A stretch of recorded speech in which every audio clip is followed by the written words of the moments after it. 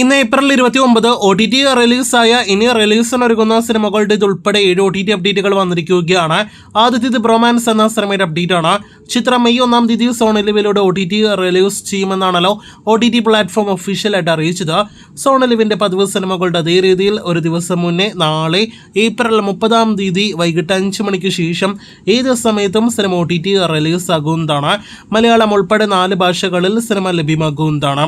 രണ്ടാമത്തേത് അയ്യന മനെ എന്ന ഒരു കന്നഡ സിനിമയുടെ അപ്ഡേറ്റ് ആണ്. ഈ കന്നഡ സിനിമ കന്നഡ, ഹിന്ദി ഭാഷകളിൽ ഇപ്പോൾ C5 OTT പ്ലാറ്റ്ഫോമിൽ റിലീസായിരിക്കുകയാണ്.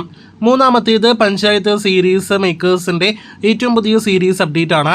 ഗ്രാമ ചികിത്സാലയ് എന്നൊരു സീരീസ് വരുന്ന മെയ് 9-ാം തീയതി ആമസോൺ പ്രൈമിലൂടെ ഹിന്ദി ഭാഷയിൽ റിലീസാകുന്നതാണ്. അടുത്തത് നെറ്റ്ഫ്ലിക്സിന്റെ OTT റിലീസിനൊരുങ്ങുന്ന ഒരു വിദേശ സിനിമയുടെ അപ്ഡേറ്റ് ആണ്. പ്രോം ക്യൂൻ എന്നാണ് നെറ്റ്ഫ്ലിക്സ് സിനിമയുടെ പേര്.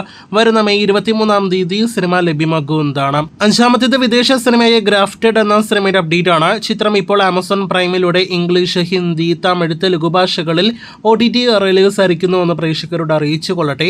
കഴിഞ്ഞ വർഷം റിലീസ് ചെയ്ത ഒരു തെലുഗു സിനിമയാണ് ഓം ഭീം ബുഷ്.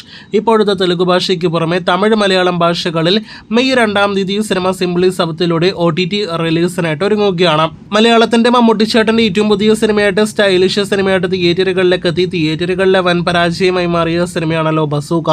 സിനിമയുടെ OTT റിലീസ് എപ്പോഴെന്ന് ഒരുപാട് പ്രേക്ഷകർ വീണ്ടും ചോദിച്ചുകൊണ്ടിരിക്കുകയാണ്.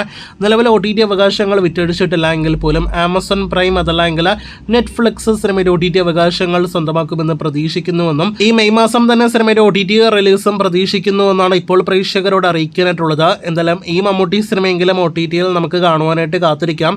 ബസൂക്ക എന്ന ബിഗ് ബഡ്ജറ്റ് സിനിമയുടെ ഒരു ഒഫീഷ്യൽ OTT അപ്ഡേറ്റിനായിട്ട് പ്രേക്ഷകർ കാത്തിരിക്കൂ.